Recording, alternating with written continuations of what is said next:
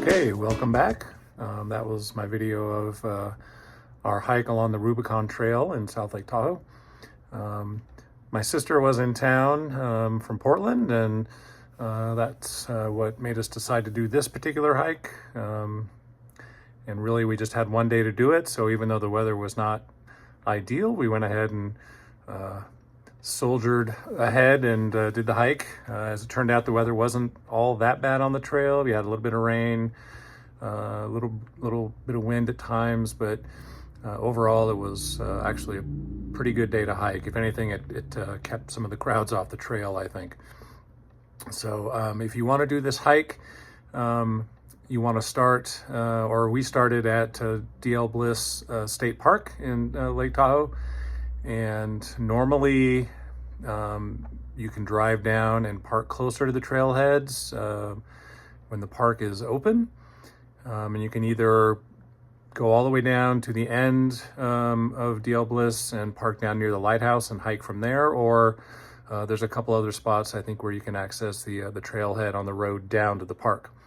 The day that we went, the gate was closed, so we had to park way up at the top, just off of Highway 89 and right outside the gate, and we started our hike from there, which meant that we had to go down the road a bit, which is a bit of a descent, and then of course on the way back you have to climb back up the road. It's really not that far, but it does add on a little extra mileage to your hike. So I think it's best to call to find out. They normally close late in October. The website said October 31st, but when we got there, it was October 21st, or actually October 22nd. And the note on the little kiosk there was scratched out. 31st was scratched out, and they wrote 21st on there. So be sure to call to find out if the trail is going to be open or closed. I'll go ahead and give you kind of an all trails recap of the hike, just so you know a little more info. So if you see here on the map, this is an overview of Lake Tahoe, and you can see where DL Bliss is located in Emerald Bay. So basically the hike starts in DL Bliss and goes along the shore and into Emerald Bay. You can go as far as you want. We went as far as Vikings Home. And then we turned around and came all the way back. So this will give you kind of a better idea. You can see where the black dot is here off of 89. That's where we had to park. And then we had to walk down this road down here to where we joined the trail. So that's the extra that you have to hike. Normally you can park right down here by this trailhead, which is kind of nice. You can see there's a bit of elevation that you have to get down to get to the trail if you have to park way up at the top. So the trail starts off kind of a little up off the water. You're going to follow the shoreline and gradually descend for the first part of the hike here, but you are above the water, which actually gives you some pretty spectacular views of the lake. And you continue to go down, gradually descending until eventually right about here you get down just about to the water's edge as you hike. So pretty cool to be able to do that. You'll follow the water line here, some ups and downs. There's a little water crossing in here as well. I think it was probably right about in here. You do have to cross the water, but this time of year, late in the year, there wasn't that much. Earlier in the year, it could be a little more challenging. And you continue along here until you get to the point, to the entrance of Emerald Bay, and you're going to kind of cut the corner here. As far as we could tell, there were no trails that go out to this point. If you wanted to bushwhack, I'm sure you could find something. But we just stayed on the trail and continued on here into Emerald Bay.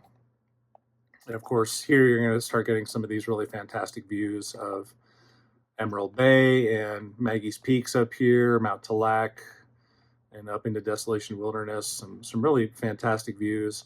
And of course, Fanette Island as well. So you'll just follow the trail. It's pretty flat and level here, a couple ups and downs, but nothing worth writing home about.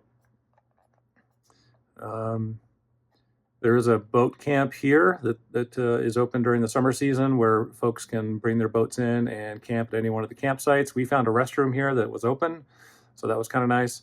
And if this is as far as you want to go, you can always stop here. There's picnic benches and things. And we walked out on the dock and got some cool photos from there that you probably saw in the video. So after we hung out there for a bit, we just continued on. Again, it's flat. There's some cool bridges here to cross with some fun views. But essentially, you just kind of continue along until you get to Vikingsholm, which is here at the end of Emerald Bay. When we went, it was already closed up and boarded up for the season. But if it's open, I think you can get tickets to tour it. There's also a little gift shop where you can get snacks and things. Plenty of picnic benches to sit at for lunch or a snack, and you can also check out the beach here. In the summertime, I'm thinking this area is really busy. There's usually lots of boats in here. But when we went, there were just a few folks who had come down from the parking area up off of 89. They hike down the hill and come down to look at Vikingsholm. So not too many folks. There's a visitor center right there, and if it's in the spring or maybe early summer and the runoff is really happening, you can hike up the trail toward 89 and get some pretty fantastic views of Eagle Falls. And when we went, obviously the water was in October, virtually no water coming down, so it wasn't worth our time to go up there. We found a geocache over here too. If you're into geocaching, there are lots of geocaches along this trail. We got most of them before. This was one that we hadn't gotten, so we had a little fun grabbing a geocache. You probably saw it in the video. If you're more interested in geocaching, shoot me a comment and I can certainly give you more information on how that works, but it's kind of a fun thing to do when you're out hiking. So again, we just basically doubled back, went back the way we came. Going back, you're going to have to do a little more climbing because you've got to get back up to the parking lot, so just plan for that. The climbs aren't terribly steep. There are a couple rock steps that can be a bit challenging, but those sections are really short. It's mostly just kind of a gradual climb back up to where the trailhead is, and then you have to get back on the road here if you're not able to park. Get back on the road and walk back up to the parking area. So super cool hike, amazing views of Lake Tahoe, the east shore of Lake Tahoe, and obviously the south shore, and some of the mountains like the Heavenly Ski area. You can see Friel Peak from there as well. So really spectacular on a clear day. A hike I highly recommend. So check it out if you get a chance. The total distance was about 9.5 miles.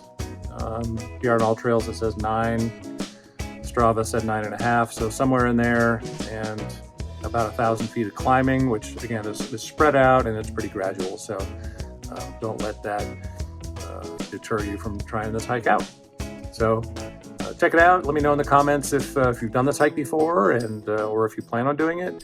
Again, this is pretty late in the season, so it's going to start snowing up there and get kind of cold, and it'll be more challenging unless you got the right equipment to do a hike in the snow. So put this on your list for next year for sure, and get out there and enjoy it.